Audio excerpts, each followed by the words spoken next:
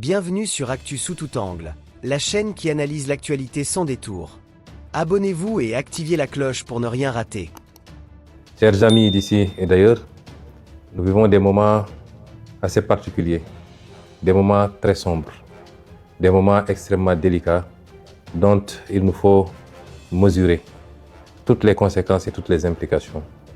Depuis 2 jours, s'est déclenché au Moyen-Orient une guerre, il faut l'appeler telle qu'elle, déclenchée par les États-Unis d'Amérique et leurs alliés israéliens qui ont choisi de frapper un pays, notamment l'Iran, et qui ont déclenché la riposte de ce pays qui a embrasé toute la région du Golfe.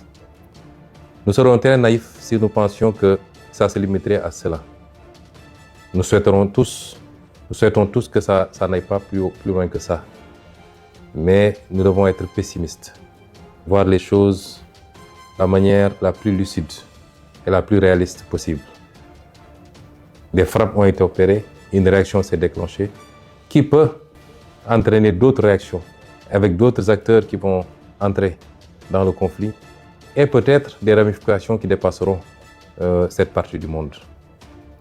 C'est déplorable parce qu'à la base, nous sommes dans une situation, depuis 1 an maintenant, nous sommes dans une situation de remplacement du contrat social mondial par un retour à l'état de nature, de liquidation du droit international, où un pays peut se donner le droit à tout moment de kidnapper des présidents, de s'attaquer à d'autres pays, d'asphyxier des pays pour annoncer en prendre possession pacifiquement plus tard. Un pays sans résolution ni mandat des Nations Unies peut décider de frapper d'autres pays, de tuer, d'assassiner, il faut le dire tel quel, leurs dirigeants. Ceci est extrêmement grave. Et tout l'équilibre du monde qui a été conçu sur ces 45 dernières années, voire ces 50 dernières années, s'en trouve compromis. C'est déplorable et il faut le condamner. Je me permettrai de présenter toutes nos condoléances à la famille et au peuple des dirigeants qui ont été assassinés, les dirigeants iraniens qui ont été assassinés, et souhaiter que ce conflit trouve une fin rapide pour le bien du monde. Il nous faut mesurer toutes les conséquences de ce conflit qui dépassent le simple aspect militaire. Nous savons tous qu'aujourd'hui, le trafic autour du détroit d'Ormuz est compromis et nous savons que minimum 40% ou 30% du pétrole mondial, des hydrocarbures mondiaux passent par ce détroit. Les impacts sur le plan économique pour tous les pays, dont le Sénégal, dont la consommation en produits pétroliers dépend de ces trafics-là, les conséquences seront très importantes. Les conséquences de manière générale sur l'économie du monde seront très importantes, avec des impacts sur la mobilité des capitaux, sur l'investissement et les répercussions sur tous les autres produits de consommation. Parce que vous savez que tout tourne et tout tourne à partir de ces produits d'hydrocarbures, pratiquement, les industries, l'économie, tout. Et donc, même les produits de consommation courante, notamment les produits alimentaires, les denrées alimentaires, tous les autres produits s'en trouveront impactés. Et tout ça par une décision unilatérale d'un pays tout puissant soit-il de déclencher une guerre, de frapper d'autres pays, et c'est déplorable. Mais nous devons faire une analyse géopolitique de ces situations. Ce ne sont pas des situations fortuites. Pas plus tard qu'avant-hier à l'Assemblée, je vous ai parlé du piège de Thucydide. Je vous en parle depuis pas mal de temps. Je voudrais que nous soyons tous bien conscients de la situation. Nous avons des puissances émergentes regroupées autour des BRICS, avec la Chine comme un pays moteur, qui aujourd'hui, quoi qu'on dise sur le plan économique, sur le plan technologique, et certainement de plus en plus sur le plan militaire, sont en train non seulement de rattraper tout le retard, mais de prendre le dessus sur le vieux monde occidental, avec en tête de file les États-Unis d'Amérique.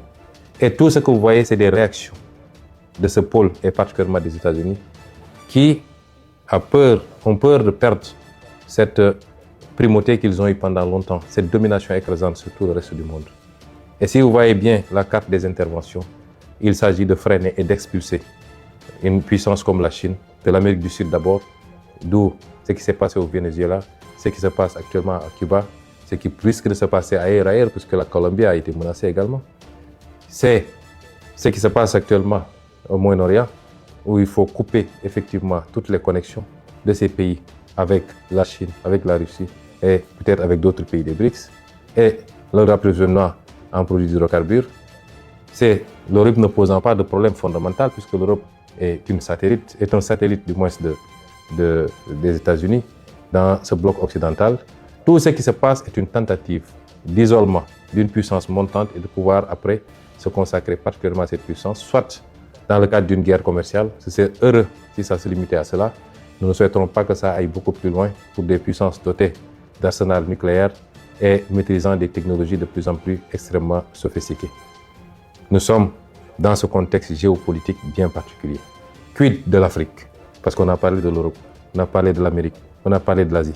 Et comme d'habitude, il est très difficile de parler de l'Afrique, puisque les Africains n'ont jamais pris leur responsabilité pour comprendre les enjeux et comprendre qu'ils n'ont pas d'amis, ils n'ont pas de parents et qu'ils doivent compter sur eux-mêmes par les réformes qu'il faut, par le règlement d'un certain nombre de contentieux ou de conflits inutiles, par la stabilité, mais surtout par le travail. Se mettre au travail. Nous sommes le continent qui n'existe pratiquement pas sur la carte géopolitique, mais qui semble être la seule à l'ignorer. Et nous sommes là encore dans des débats secondaires qui n'apportent rien au monde, qui n'apportent rien à l'Afrique, et qui ne rapportent rien à nos pays plus individuellement. Cette Afrique-là, qui n'est jamais sortie sous le joug de la colonisation. Parce que ce qui se joue actuellement, c'est une forme de réitération par certains empires de volonté coloniale. La colonisation, elle n'est pas seulement physique. Même si ici on est sur le terrain physique, elle est aussi cette possibilité d'imposer ses vues, ses desiderata à tout le monde et continuer à dominer le monde, à le contrôler et à ne prendre les autres comme des vassaux ou des satellites. Ça, c'est une forme de colonisation. L'Afrique n'est jamais sortie de cette colonisation. Et je m'en veux pour preuve que ce que les d'aucuns appellent la néocolonisation, par les monnaies coloniales, par le pillage des ressources naturelles, mais également par la dette injuste imposée à l'Afrique, les conditions extrêmement délicates d'accès à ces crédits et tout ce que ça fait porter comme poids à l'Afrique. L'Afrique n'est jamais sortie de cela. Et les vrais combats, ils sont là. Et c'est ça notre combat, nous. Malheureusement, quelquefois, moi personnellement, j'ai l'impression d'être assez isolé dans ce combat, y compris ici, dans notre pays au Sénégal, et maintenant qu'on est au pouvoir. Et c'est ces enjeux-là que nous devons comprendre. Que je veux que chaque militant et chaque militante comprenne. Que notre combat dépasse les débats futiles et inutiles sur des combines et des manipulations politiciennes. Mbokk yi, àdduna bi jaxasoo na. Ñun rek a ko comprendre gul. Bu ñuy seetaan di xew ci àdduna bi ci ay commentaires la yem. Xamuñu ni lépp lu xew foofu impact bi mun a am ci suñuy réew ak suñu développement ak ci ëllëg ndax nit du soppiku. L'être humain est un prédateur. La majorité des êtres humains sont des prédateurs. Li andi woon ci ay jamono ay nit jaaxle ca fa ñu dëkk seen suuf doyul ñu soxla yaatu ba jël seeni gaal wër fu nekk dem seet yeneen suuf yu ñu coloniser balaa loolu ñu seet yeneen suuf yoo xam ne noot nañ ña fa ne di leen jël di leen jaay en tant que jaam yóbbu leen ci yeneen continent ñu dem liggéey. Loolu taxoon ñu demaat ba ñëw jël suuf soosu ne ñoo ko moom muy colonisation loolu du mus a dañ te ñu xam ni ba léegi rawuñu ci loolu. Àdduna mën na doxaat ba nit ñi dellu si waat te dégg ngeen kenn ci kilifa yi mooy ku ñuy wax Marco Rubio di benn kilifa ci États-Unis dafa wax ni dañu war a delloo si waat colonisation. Tey ñooñu bu ñu demoon ba jaaxle ndax dañoo am seen mode de vie am benn niveau bu ñu tàmm ci richesse ak yu demee noonu bu ñu demoon ba xam ni loolu mënatuñ koo am te jàpp ni Sénégal am na alal goo xam ne mi ngi fi lan moo leen tere tey ñu ñëw ci seen doole ñëw nangu Sénégal comme tey ni ñuy attaqué ay réew di rey seeni président di jël seeni président yóbbu leen di leen tëj noonu la amee ci ñeneen ak ñeneen ci képp koo xam ne am na doole. moo tax Afrique benn yitte rek la waroon am Sénégal jiitu ci mooy jublu ci liggéey wàññi coow li wàññi wax ji wàññi politique bi ak combine politique yi. Est-ce que ñun nous sommes à la hauteur de ces enjeux? boo xoolee coow yépp ci Sénégal ay waxu coalition diw ay waxu parti diw ay waxu xëcc nañu lii ana liggéey ana concentré wu sur l'essentiel. loolu mooy tey enjeu bi nga xam ni moo war a nekk suñu bopp suñu bos muy lu ma andi woon rek ci introduction mooy il faut qu'on soit à la hauteur des enjeux. Les enjeux ne sont plus aux combines politiciennes. Les enjeux ne sont plus aux réclamations injustifiées.